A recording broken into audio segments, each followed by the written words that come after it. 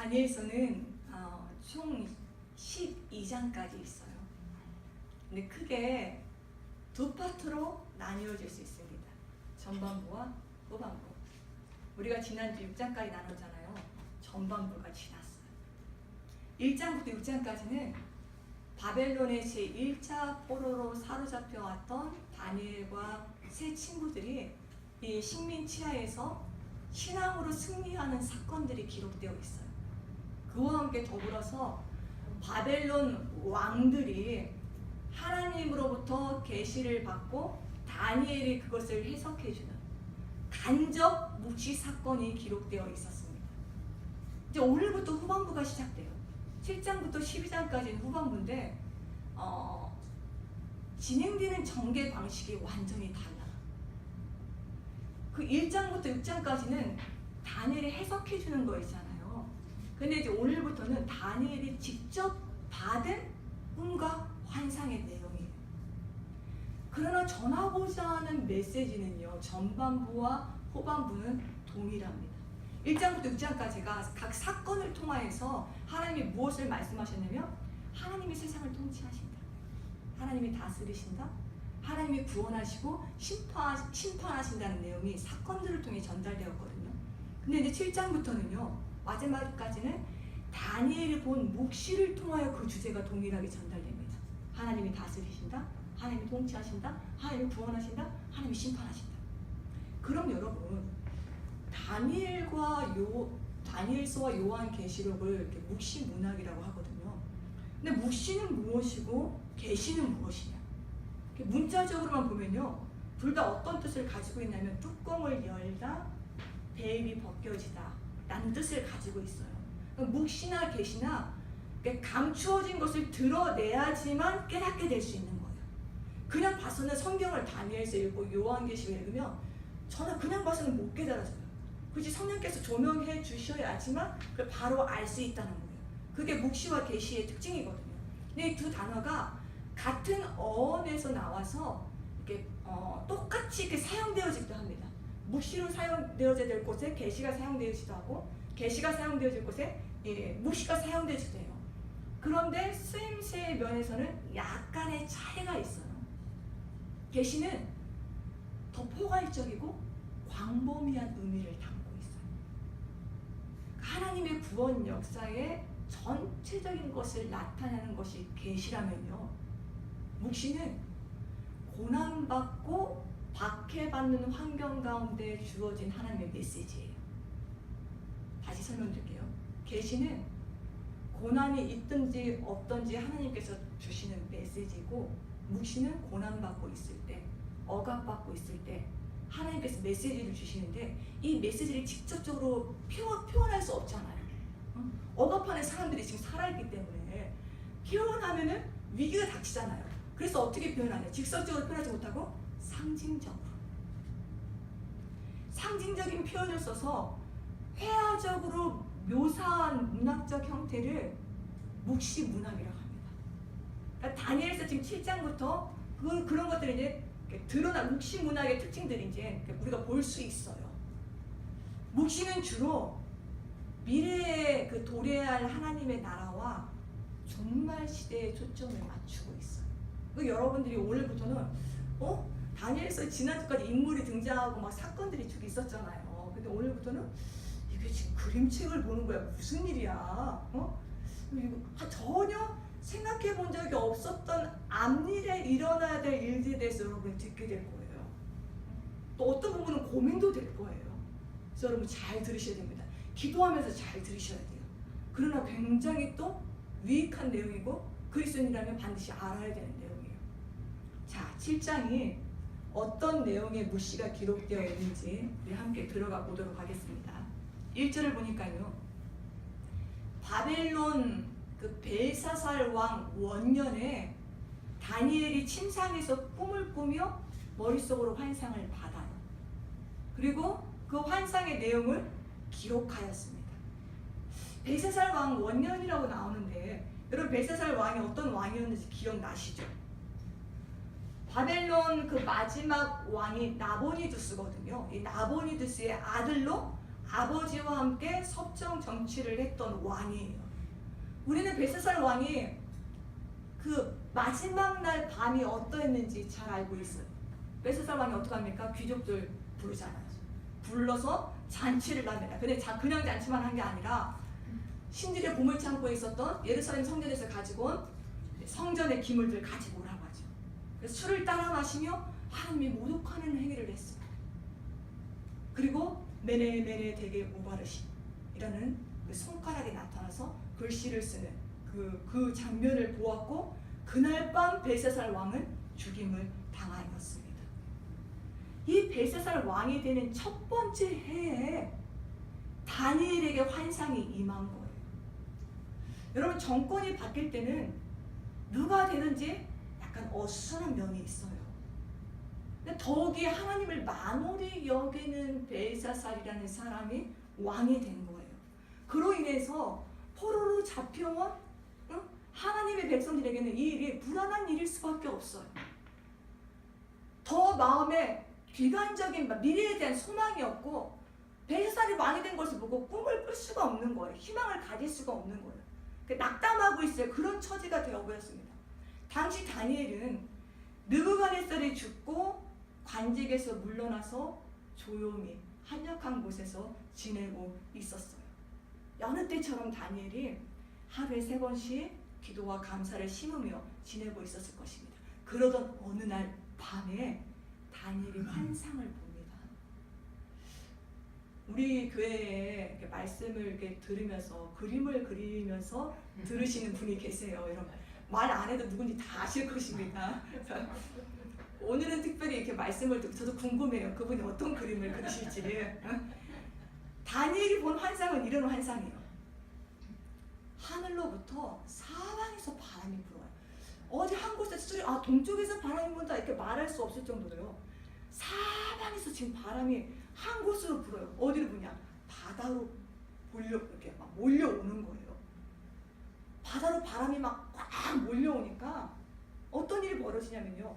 보기만 해도 힘과 기세가 느껴지는 큰 짐승 4마리가 바다 위에서 올라와요. 근데 여러분, 이 짐승 4마리가 한꺼번에 손잡고 딱 올라온 거 아니에요? 차례대로 올라옵니다. 첫 번째 짐승은요, 딱 보는데, 다니엘이 보는데 정확히 저 짐승 사자다라고 말할 수 없어요. 사자와 같은데 사자라고 말할 수 없는 모양. 그래서 사자와 같은데라고 표현되는 거예요. 모양은 사자와 같은데요, 특이한 것은 독수리의 날개를 가지고 있습니다. 근데 그 날개가 계속 붙어 있는 것이 아니라 어느 순간에 날개가 뽑히었어요. 그러더니만 이 사자 모양을 가진 짐승이 땅에서 들려 두 발로 서게 되는 거예요. 그리고 사람의 마음을 받았어요. 이것이 다니엘이 본 첫 번째 짐승이에요. 두 번째 짐승은 곰을 닮았습니다. 이 짐승의 특이한 점은요, 몸 한쪽이 들려져 있어요. 이게 무슨 뜻이냐면요, 좌우가 똑같지 않다는 거예요. 몸이 한쪽 다리가 다른 한쪽 다리보다 더 길어서 힘이 한쪽 부분으로 기울어져 있었습니다. 그리고 이 짐승의 곰 같다는 것은 여러분 덩치가 커다는 거잖아요. 입을 딱 보니까 먹이를 먹고 있어요. 새 갈빗배가 몰려 있어요. 들어있어요. 새 갈빗배가 입안에 딱 들어있고, 이걸 다 삼키지도 않았는데 어떤 음성이 또 들리냐? 일어나 많은 고기를 먹으라 라는 말이 들리는 거예요. 고기를 먹고 있고 새 갈빗대가 걸려있는데 또 일어나 많은 고기를 먹으라 라는 그런 소리가 들렸어요. 자, 세 번째 다니엘이 본 짐승은 표범 같아 보였습니다. 다니엘이 표현한 거예요. 등에는 새 날개가 4개나 있네요. 머리도 4이 있어요. 이런 짐승을 뭐라고 합니까? 괴물이라고 하죠. 네. 머리도 4이 있고 권세가 주어져 있는 거예요. 4번째 본 짐승은 다니엘이 딱 보는데 이전에 보았던 3번째까지 짐승보다 더 강해 보이는 거예요. 그리고 아무리 이렇게 비싼 동물을 찾아보려고 해도 없는 거예요. 찾아낼 수가 없는 거예요. 그 정도로 무섭고 괴상하게 생겼어요. 쇠로 된 큰이가 있어요. 인데요, 쇠로 돼 있어서 크대요 또. 그 이로 막 먹어서 부서뜨려요. 그리고 입으로 들어가지 않은 그 나머지는 어떡하냐? 발로 짓밟아 부서뜨립니다. 네 번째 짐승은 뭐라고 표현할 수 없을 만큼 그 독특한 짐승이었어요. 뿔이 10개나 달려있네요. 다니엘이 10개의 뿔들을 유심히 보고 있는데요. 10뿔들 사이에서 작은 뿔이 돋아나기 시작합니다. 이 뿔이 돋아나지만 이게 점점 커지는 거예요. 거기서 자기 자리 차지하려니까 어떡합니까? 옆에 있는 뿔들이, 새 뿔들이 뿌리까지 뽑혔어요. 근데 다니엘이 딱 보니까 신기한 것은 이 마지막에 나온 작은 뿔에 사람의 눈들이 있는 거예요. 괴상하죠? 징그럽죠? 또 입이 있어요. 사람의 입처럼 생긴 입이 있어서 그 입으로 큰 말을 하고 있는 것입니다. 여러분, 다니엘서 우리가 2장 나눌 때 느부갓네살이 그 꿈 기억나세요? 금, 은, 노쇠, 진흙으로 되어 있는 큰 신상 보았던 거 기억나시죠? 그 꿈과 오늘 다니엘을 본 이 4가지 짐승에 대한 환상이 연결되거든요. 그러니까 그 느부갓네살이 꾸었던 꿈을 이렇게 떠올려 보시면서 제가 지금부터 내 짐승에 대한 해석을 해드릴 테니까 한번 들어보시기 바랍니다. 내 짐승이 어디에서 나왔습니까? 하늘에서 나왔어요? 어디서 나왔어요? 바다에서 나왔어요. 우리는 알고 있어요. 성경에서 바다가 상징하는 의미들을 우리가 아마 신약성경 나눌 때 한번 나누었을 거예요. 은혜도 상징하지만 대체적으로 성경에서 그 바다가 상징하는 게 있었다고 했어요. 시편 18편 16절에서는 많은 물에서 나를 건져내셨다는 말씀이 있고요. 또 예수님이 풍랑이는 바다를 꾸짖어서 잔잔케 하시잖아요. 그리고 요한계시록 21장 1절에서는 또 내가 새 하늘과 새 땅을 보니 처음 하늘과 처음 땅이 없어졌고 바다도 다시 있지 않더라 라고 말씀해주고 있어요. 이 모든 것을 종합해 볼 때 바다는 대체적으로 하나님의 주권을 대항하는 영적인 악한 세력을 상징합니다. 그러니까 바다에서 내 짐승이 올라왔다고 했잖아요. 그러니까 하나님을 대적하며 싸우는 이 영적인 악한 세력 가운데 내 짐승이 올라왔다는 것은 하나님을 대적하는 세상 나라들이 올라왔다는 것이고 하나님을 대적하는 세상 왕들이 올라왔다는 거예요. 자, 다니엘이 본 첫 번째 짐승 살펴볼게요. 모양이 사자와 같아요. 그런데 날개는 독수리 날개를 가지고 있네요. 동물의 왕인 사자와 새 중의 왕인 독수리가 합쳐져 있는 거예요. 굉장히 강한 나라를 상징하는 것입니다. 근데 얼마 후에 나라가 뽑혔어요. 제가 지금부터 두 성경 구절을 읽어드릴 테니까 이 성경 구절을 딱 읽으면 이 나라가 어떤 나라인지 어떤 사람인지 딱 매치가 되실 거예요. 에스겔서 17장 3절입니다. 여호와께서 이같이 말씀하여 이르시되 색깔이 화려하고 날개가 크고 빛이 길고 털이 수탄 큰 독수리가 레바논에 이르러 백항목 높은 가지를 꺾되. 하나님의 백성들을 꺾었다는 거예요. 자, 이 두 번째는 여러분 첫 번째 긴가민가 하시겠지만 두 번째 들으면 확실해질 거예요. 예레미야 50장 17절입니다. 이스라엘은 흩어진 양이라 사자들이 그를 따르도다. 처음에는 아수르 왕이 먹었고 다음에는 바벨론의 느부갓네살 왕이 그의 뼈를 꺾도다. 자, 첫 번째 짐승 누구를 가리키는 것입니까? 바벨론의 느부갓네살을 가리켜요. 자, 두 번째 바다에서 이제 나온 짐승 볼게요. 모양이 곰과 같아요. 근데 좌우 균형이 맞지 않아요. 기울어져 있습니다. 그러니까 곰과 같다는 것은 몸집이 크다는 것을 말해주고 또 그것은 많은 영토를 차지했다는 거예요. 근데 좌우가 맞지 않다는 것으로 보아서 두 나라가 합쳐졌다는 것이에요. 나중에는 한쪽으로 기울어졌어요. 어떤 제국을 가리키는지 여러분 아시겠어요? 우리가 나누었는데 느부갓네살 꿈에 나왔어요. 네대와 바사, 네대와 바사 제국을 가리켜요. 그러니까 바벨론 제국을 이어서 이 근동의 패권을 잡은 메대 바사 연합국은 100만 이상의 군대를 가지고요 수많은 나라들을 막 먹잇감으로 여겼어요. 탐욕스럽게 정복해 나갔어요. 이빨에 고기가 있는데도 그것으로 만족하지 못하고 계속해서 정복해 나가는 거예요. 그러니까 바벨론에 비하면 메데와 바사 연합국은 굉장히 큰 덩치를, 곰과 같은 덩치를 갖고 있었던 것입니다. 그런데 시간이 흐르면서 어떻게 됐냐면요, 힘의 균형이 깨져요. 깨져서 바사로 통합됩니다. 즉 페르시아로 이게 딱 통합되었어요. 세 번째, 바다에서 올라온 짐승 볼게요. 표범 같은데 등에 날개가 있어요. 넷이 있고 머리 넷이 있습니다. 여러분, 표범과 새의 특징은 뭔지 아세요? 속도예요. 빠르기. 표범은 먹잇감이 생기면 신속하게 최고 시속으로 딱 달려가서 낚아챕니다. 안 놓쳐요. 그런가 하면 새는요, 활동 무대에 제한이 없어요. 빨리빨리 자연스럽게 날아다녀서 딱 먹잇감을 낚아챕니다. 그러니까 새의 날개가 4개가 된다는 것은요, 사방 어디로든지 다니면서 자기 영역을 확장시켜 나갔다는 거예요. 근데 머리가 몇 개입니까? 머리가 4개요. 이거는 4개의 통치권으로 분열된다는 것을 말해요. 어느 제국이냐면요, 헬라 제국입니다. 그러니까 세계의 모든 땅을 정복하겠다는 야심이 있었던 알렉산더 대왕이 6년 만에 빠르게 굉장히 넓은 땅을 차지하거든요. 근데 33세의 젊은 나이에 죽었어요.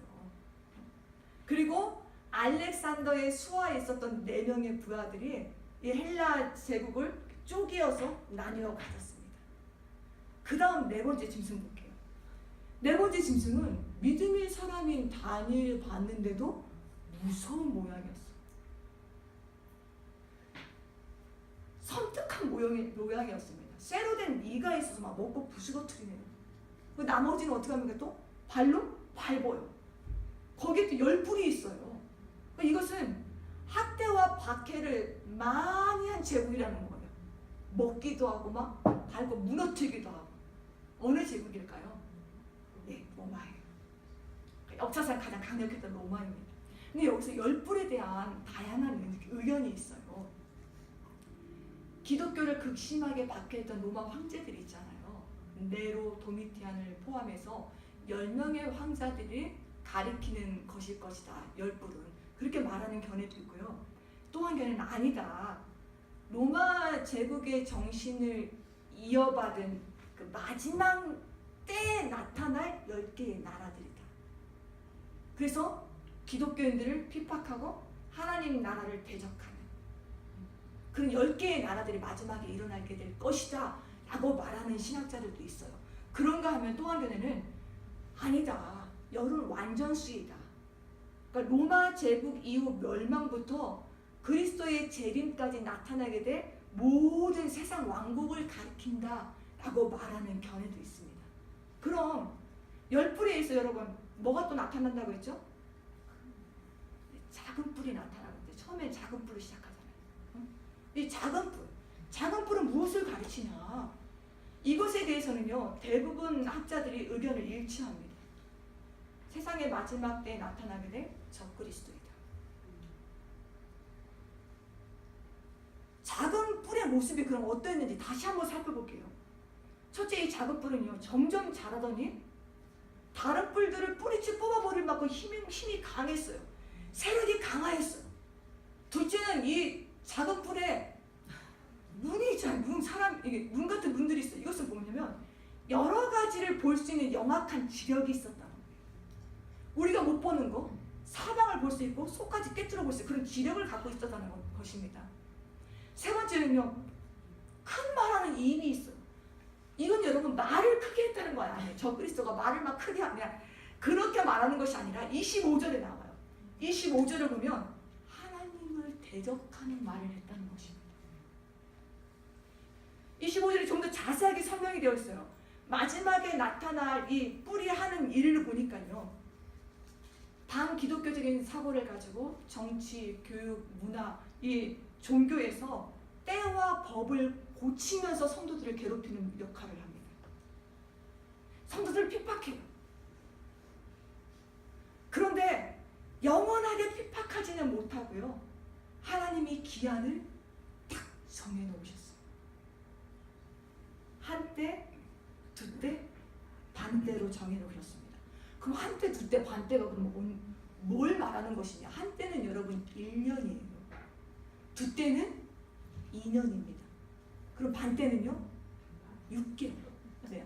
한때, 두때, 반때. 비운이죠, 그렇죠? 1년, 2년, 6개월이 합치면 3년 6개월. 네, 3년 6개월의 기간을 가리켜요. 이것에 대한 자세한 내용은 이제 다니엘서도 후반부에도 나오게 될 것이고요. 그리고 요한계시록 때 더 구체적으로 상세하게 다루게 될 것입니다. 어쨌든 여기까지가 다니엘이 본 4가지 짐승에 대한 환상이었어요. 저 여러분, 만약 다니엘이요, 이 4가지 짐승의 환상만 보고 성경의 4가지 짐승에 대한 환상만 딱 기록되고 마쳤다면 우리가 다니엘서를 읽을 때마다 참 찝찝한 마음이 들었을 것 같아요. 왜냐하면 짐승 같은 인간 통치자들이 활개를 친다는 것이라. 이 인간 없어지면 또 저 인간이 나타나서 자기 세상 만들겠다고 활보를 친다는 것인데 얼마나 끔찍하고 여러분 무섭습니까? 그런데 감사한 것은요, 우리 하나님은 하나님의 백성들에게 두려움과 공포를 주시는 분이 아니세요. 하나님은 다니엘에게 이 4가지 짐승에 대한 환상만 보여주신 것이 아니라요, 이어서 완전히 반대되는 장면을 또 보여주세요. 우리 9절 볼까요? 짐승들이 보이지 않고요, 이 회개 망측한 그런 짐승들이 보이지 않고 왕자가 놓여져 있습니다. 이 왕자가 복수거든요. 보좌들이 쫙 있는데 그 가운데 왕자에 누가 앉아 계시냐면 옛적부터 항상 계시니가 자정하고 계십니다. 하나님을 옛적부터 항상 계시니라고 표현한 것은요, 영원부터 계셨다는 것을 말하고 있는 거예요. 근데 하나님의 모습을 보니까요, 옷의 희기가 눈 같았어요. 눈. 그러니까 그 희기가 굉장히 깨끗했다는 것을 이 세상의 언어를 표현하고 싶은데 눈보다 더 하얀 게 없는 거예요. 그래서 이렇게 표현한 거예요. 힘과 티가 전혀 없었다는 것입니다. 머리털은요, 깨끗한 양의 털 같았습니다. 영원 전부터 순결하게 계셨다는 것을 말해주고 싶은 거예요. 하나님이 앉아 계신 보좌를 보니까요, 보좌가 불꽃이에요. 불이 타오르고 있고, 근데 그 보좌는 독특한 게 보좌에 바퀴가 달려있네요. 바퀴 달린 보좌 보셨어요, 여러분? 근데 이 바퀴도요, 불길에 휩싸여져 있었어요. 여러분, 이런 말씀은, 이런 찬송도 있죠. 보좌로부터 생수의 강이 흐른다는 것은 여러분 이렇게 익숙하잖아요. 근데 오늘 말씀에 보면 보좌로부터 생수가 흐르는 것이 아니라 불이 흘러요. 불이 물처럼 막 흘러가는 거예요. 그래서 성경에서 불은 하나님의 임재를 상징하기도 하고 하나님의 심판을 상징하기도 해요. 그러니까 보좌에서 불이 흐른다는 것은 하나님의 심판의 역사가 시작되었다는 거예요. 보좌 곁에 하나님을 섬기는 이들을 보니까요, 천천히요, 그 앞에 모셔선 자는 만만이라고 말해주고 있어요. 그러니까 헤아릴 수 없는 많은 천사들이 하나님의 뜻을 딱 받아서 수행하고 있었다는 것입니다. 근데 하나님은 어떻게 하고 계시냐? 책을 펴놓고 심판을 베푸시고 계셨어요. 이것은 하나님이 심판하실 때 즉흥적으로 감정적으로 심판하지 않으신다는 거예요. 공정하고도 정확하게 그 누구도 의의를 제기할 수 없도록 하나님께서 다 그 책을 펴놓고 그 사람의 행위에 따라 심판하신다는 것입니다. 이때 여러분, 4가지 짐승 중에서 마지막에 그 올라왔던 짐승이 있죠. 그 뿔, 작은 뿔이 말하는 큰 소리가 들리는 거예요. 그 다니엘이 얼굴을 딱 그쪽으로 이렇게 딱 돌려졌거든요. 돌려지는 순간 그 뿔의 최후를 보게 돼요. 그 짐승의 최후를 보게 되는데 죽임을 당하고 그의 시체가 상한 바 되어서 불 속에 심판의 불에 던져졌습니다. 성도를 괴롭힌, 한때 두때 반때 성도를 핍박하며 괴롭힌 그 짐승의 끝을 보니까 시체가 상하여져서 심판의 불에 던져진 거예요. 그걸 다니엘이 딱 봤어요. 그 남은 짐승들은 권세를 빼앗겼는데 하나님이 정해놓으신 시기가 이르기까지는 그 생명들이 보존되었어요. 이게 무슨 말이냐면요. 멸망당한 제국들은 권세는 빼앗겼어요. 힘은 잃었는데 아직 악의 잔재들이 남아있다는 것입니다. 하나님이 최후 심판하실 때까지 같이 가요. 근데 하나님이 최종적으로 최후 심판할 때는 다 불 속에 심판을 받게 된다는 거예요. 이어서 다니엘이요 13절 13절에 놀라운 장면을 보게 돼요. 이 13절 14절은 구약 성경에서도 손꼽히는 메시아에 대한 예언의 그 구절이거든요. 이 장면이 굉장히 감격스러운 장면이에요, 여러분. 잘 보십시오. 예수님이 십자가에서 그 죽임을 당하시며 감춰뒀던 구원 계획을 드러내셨거든요. 그리고 예수님이 이제 부활하셔서 40일 동안 하나님 나라를 가르치셨잖아요. 제자들과 함께 다니면서. 그리고 40일 후에 예수님이 구름을 타고 승천하셨어요. 이제 그 장면이 시작됩니다. 구름을 타고 승천하셔서 하나님께로 나아가서 하늘과 땅의 모든 권세를 수여받으시는 장면이에요. 근데 초림 예수님은 여러분 사람과 같은 모습으로, 그걸 오늘 13절에서는 어떻게 표현해주고 있습니까? 인자와 같은 이로 오셨어요. 저는 특별히 보이지 않는 사람의 모습으로 오셨어요. 인자와 사람의 아들과 같은 모습으로 오셨다는 거예요. 그런데 예수님이 재림주로 오실 때는요, 소멸되지 아니하는 영원한 권세를 가지신 심판주로 오실 것입니다.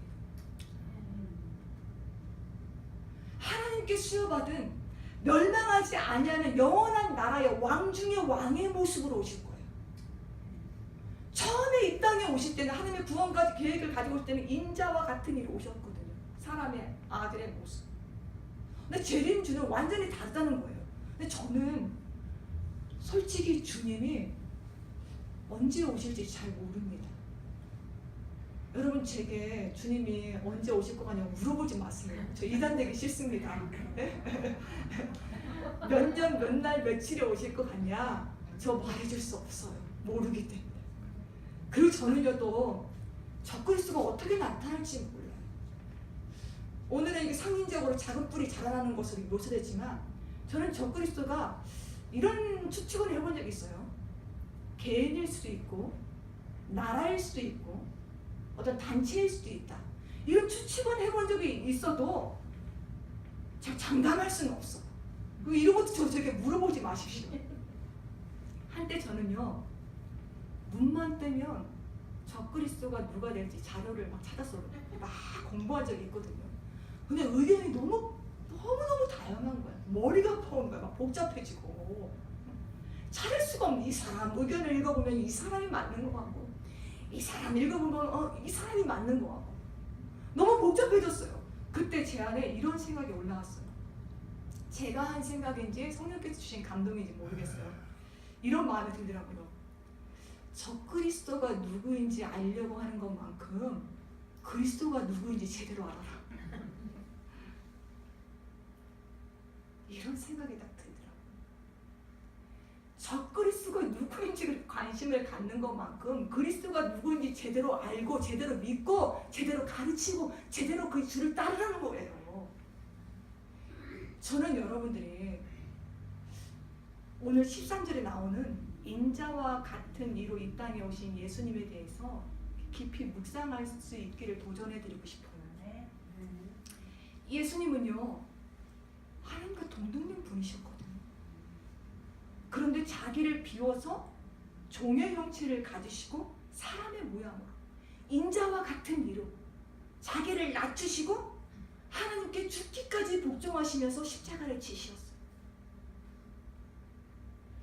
우리가 인자와 같은 이로 오신 예수님을 경험하지 않고 닮아가지 않으면서요 적그리스도의 실체에 대해서 연구하고 또 심판주로 언제 예수님이 오실지 정확한 날짜라도 그것이 무슨 소용이 있겠냐는 것입니다. 고린도전서 13장에 이런 말씀이 있어요. 내가 예언하는 능력이 있고 모든 비밀과 모든 지식을 알고 산을 옮길 만한 모든 믿음이 있어도 사랑이 없으면 아무것도 아니라는 말씀이 있잖아요. 인자와 같은 이로 오신 예수님을 사랑함이 없고 그 예수님을 사랑하는 마음으로 이웃을 사랑하는 마음이 없으면 아무리 적그리스도에 대한 꿰뚫는 통찰력이 있어도 아무런 의미가 없다는 것입니다. 모든 비밀을 알아. 모든 지식을 알아도 그게 무슨 의미가 있겠냐는 거예요. 마지막 날을 알아맞혔어도. 사랑하는 성도 여러분, 인자와 같은 일을 더 깊이 체험하시고 경험하시고 닮아가시고 따라가시면서 만왕의 왕으로 오신 재림주 예수님을 기다리시는 여러분 모두가 되길 주의 이름으로 축복합니다. 이 주님을 따라가지 않고 마지막 때만 기다리면 안 돼요. 이게 주님이 원하시는 일이겠습니까? 내가 오늘 있는 삶의 자리에서 죽기까지 걱정하신 예수님을 닮아가지 않고 따라가지 않으면서 주님만이 길이 오는 길 앞에 찬양했잖아요. 그 길을 따라가지 않으면서 마지막에 주님이 오셔서 나를 구원해 주실 것이다. 안 맞잖아요. 다니엘은요, 꿈과 환상의 그 은사를 가진 자거든요. 그런데 자신이 본 네 가지 짐승의 환상과 보좌의 환상은 정확하게 해석이 안 되는 거예요. 그래서 번민이 되었어요. 이때 아까 보좌 곁에, 하나님 보좌 곁에 수많은 천사들이 있었다고 했잖아요. 이 천사 중에 한 명이 다니엘에게 와서 환상을 해석해 줍니다. 요약하면 이런 내용이에요. 큰 네 짐승은 세상에 일어날 왕들이다. 근데 그들은 영원하지 않다. 그리고 또 마지막에 나타난 뿔이 있죠. 이 뿔이 성도들과 싸워 이긴대요. 성도들을 괴롭고 핍박하는 이 뿔이 성도들과 싸워서 이긴대요. 그런데 그것으로 끝나지 않고 22절 보십시오. 예적부터 항상 계신 이가 와서 지극히 높으신 이의 성도들을 위하여 원한을 풀어주셨고 때가 이름에 성도들이 나라를 얻게 된다고 합니다. 이때 얻게 되는 나라는요, 세상 나라를 말하는 게 아니에요. 하나님 나라를 말하는 거예요. 그러니까 하나님의 보좌에서 여러분 불이, 심판의 불이 흘러가고 하나님의 심판의 책을 하나님이 딱 펴실 때 어떤 일이 일어나냐, 악의 세력은 완전히 멸망당한다는 거예요. 반면에 고통받았던 성도들이 흘렸던 눈물이 있죠. 그 기도 있죠. 마음 상한 거, 그것들은 악은 멸망당할 때, 대적들은 멸망당할 때 하나님이 고통받았던 그 믿음을 가진 자들은 그들의 기도를, 그들의 눈물을 신원해 주시면서 영원한 하나님의 나라를 유업으로 얻게 하신다는 것입니다. 그런 내용이에요. 그 다니엘이 이 해석을 듣고 나서 자신이 본 환상이 최후 종말 때까지거든요.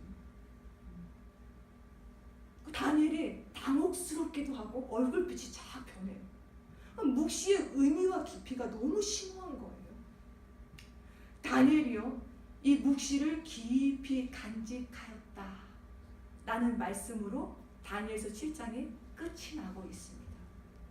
자, 여러분, 하나님이 왜 다니엘에게 이렇게 엄청난 묵시를 환상으로 보여주신 것일까요? 벨사살 왕 때 고난과 핍박이 있겠지만 나라의 흥망성쇠와 인간의 생사왕복을 주관하시는 분은 하나님이시라는 걸 나타내시기 위해서 이 환상을 보여주신 것일까요? 그렇다면 꼭 마지막 때까지 그 환상을 보여주지 않으셔도 되잖아요. 근데 왜 하나님이 이렇게 거창하게 인류 끝까지 있어질 일들에 대한 그 환상을 다니엘에게 보여주셨던 것일까요? 저는 이렇게 생각합니다. 오늘을 살고 있는 우리를 위해서, 또 다니엘서를 읽고 있는 모든 성도들을 위해서, 고난받고 힘들어하고 눈물 흘리고 아파하는 성도들을 위해서 하나님이 하실 말씀이 있으시어 다니엘에게 환상을 보여주셨다고 생각해요. 그 말씀을 정리하는 단계에 다니엘서 7장이 쉽게 이렇게 딱 해석되어지지 않더라고요. 그래서 몇 번씩 읽고 자료들도 찾아보았는데 그 중에서 가장 이렇게 제 마음을 머물게 했던 한 구절이 있어요. 그 구절을 나누면서 오늘 말씀을 마치도록 하겠습니다. 자, 7장 18절 말씀을 우리 함께 읽어보도록 하겠습니다. 7장 18절입니다. 시작. 지극히 높으신 이의 성도들이 나라를 얻으리니 그 누림이 영원하고 영원하고 영원하리라. 아멘. 다시 한번 읽겠습니다. 지극히 높으신 이의 성도들이 나라를 얻으리니 그 누림이 영원하고 영원하고 영원하리라. 아멘. 영원하다는 말이 3번씩 반복되고 있거든요. 최상급으로 표현한 거예요. 거듭 강조하고 싶은 거예요. 하나님이 우리에게 그 주실 나라의 영원함에 대해서, 영원한 누림에 대해서. 18절은 이런 뜻입니다. 예수 그리스도께서 십자가에서 죽으심으로 하나님 나라를 얻게 되셨거든요. 근데 예수 그리스도를 믿고 구원받은 성도들은 예수님과 함께 그 하나님 나라에서 영원히 왕노릇하게 된다는 거예요. 이것은 확실하고 틀림없다는 것을 강조하고 또 강조하고 또 강조하려고 한 것입니다. 영원하고 영원하고 영원하다. 예수께서 얻으신 그 나라를 성도들이 같이 얻게 된다는 거예요. 믿음을 고백하고 예수님을 믿은 자들, 믿음을 지킨 자들이 같이 얻게 돼서 이게 너희들이 영원한 날에서 계속 누리게 될 것이라는 거예요. 영원하고 영원하고 영원하리라. 이 구절을 제가 신약에 있는 한 구절과 한번 연결시켜 볼게요. 빌립보서 3장 20절 말씀입니다. 읽어드리겠습니다. 그러나 우리의 시민권은 하늘에 있는지라. 거기로부터 구원하는 자 곧 주 예수 그리스도를 기다리노니. 아멘. 감사하게 얼마 전에 저희 교회 안종환 안수집사님과 박난희 집사님이 영주권을 받으셨어요. 신분 문제가 해결되지 않고 타국에 산다는 것은 여러 가지 마음고생이 있고 불편함도 있고 또 고충들이 있습니다. 특히 요즘은 영주권 받는 것이 하늘의 별 따기처럼 어려워졌다고 하잖아요. 이런 상황 가운데 우리 안 집사님 가정에 영주권이 나와서 얼마나 기쁘고 감사가 되는지 온 교인들이 이렇게 축하를 해줬어요. 한턱 내라는 건 아니에요. 부담 갖지 마세요. 그냥 감사할 뿐이에요. 영주권이 아무것도 아닌 것 같지만 이민자로 살아본 사람들 알아요. 아무것도 아닌 게 아니라는 것을. 또 받으면 또 그런 큰 저희는 없는데 받기까지 참 여러 가지로 애로사항들이 있잖아요. 바울이 쓴 서신서를 보면요, 로마 시민권을 받는 것도 힘들었어요.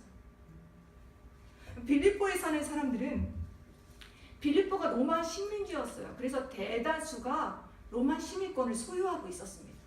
로마 시민권을 가지고 있잖아요. 로마 사람들이 받는 혜택을 그대로 이렇게 누릴 수 있었습니다. 그리고 또 전쟁이 일어나면 로마 군인들의 보호와 구원을 보장받을 수도 있었어요. 그러니까 로마 시민권을 가진 사람들은 자부심이 대단했어요. 그런데 여러분, 바울이 빌립보서 3장 20절에서 말하기를 빌립보 교인들에게 너희의 시민권이 로마에 있다고 말하고 있지 않습니다. 너희가 그렇게 자랑하고 의지하는 로마 시민권 자라는 것을 기뻐하라고 말하고 있지 않고요. 너희가 속한 나라는 하늘나라이고 너희 시민권이 하늘에 있다고 정확하게 말하고 있어요. 여러분, 빌립보서에 어떤 단어가 많이 나오는지 아시죠? 어떤 단어가 많이 나오죠? 빌립보서에 울어라 라고 말해주고 있나요? 기뻐하라. 기쁨이라는 단어가 많이 나와요. 20번 이상 나와요. 근데 바울이 빌립보서를 어디서 썼냐면요, 감옥에서 썼어요. 전혀 기뻐할 이유가 없을 것 같은 감옥에서 자신도 기뻐하고 있고요, 또 빌립보의 성도들에게 기뻐하라, 내가 주 안에서 다시 말하노니 기뻐하라, 계속 이걸 반복하며 쓰고 있는 거예요. 왜 이렇게 바울이 기뻐하고 있고 다른 사람들도 기뻐하라고 하고 있는 것일까요? 그럼 오늘 본문과 연결해보면 이런 거예요. 바울은 부활하신 예수 그리스도를 만나고 나서요, 감추어져 있던 구원의 비밀을 깨닫게 되었어요. 계시의 베일이 벗겨져 버린 것입니다. 그러자 바울이 자신 같은 사람이 예수 그리스도를 핍박했던 사람이요, 지극히 높으신 이 성도가 되었다는 걸 알게 되었어요. 예수님의 십자가의 은혜로 말미암아. 그리고 영원하고 영원하고 영원한 하나님 나라를 얻게 되는 하늘 시민권자가 되었다는 걸 바울이 깨닫게 되었습니다. 바울이요, 로마 시민권자이거든요. 시민권 자랑을 바울이 안 해요. 자기는 하늘 시민권자인데 이게 너무너무 이 은혜가 컸기 때문에. 자신이요, 감옥에 있건 핍박을 당하건 이 세상은 영원하지 않은 것이고 하늘에서 누리게 되는 영원한 은혜들을 바라보니까 기뻐할 수밖에 없는 거예요. 나는 이렇게 기쁜데 너희는 왜 기뻐하지 않냐는 것입니다.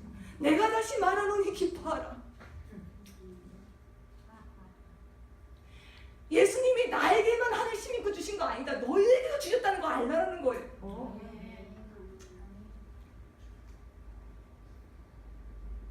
여러분, 바울이요, 로마 시민권을 가지고 있으면 혜택은 있어요. 그러나 그 혜택은 일시적이고 한시적이에요.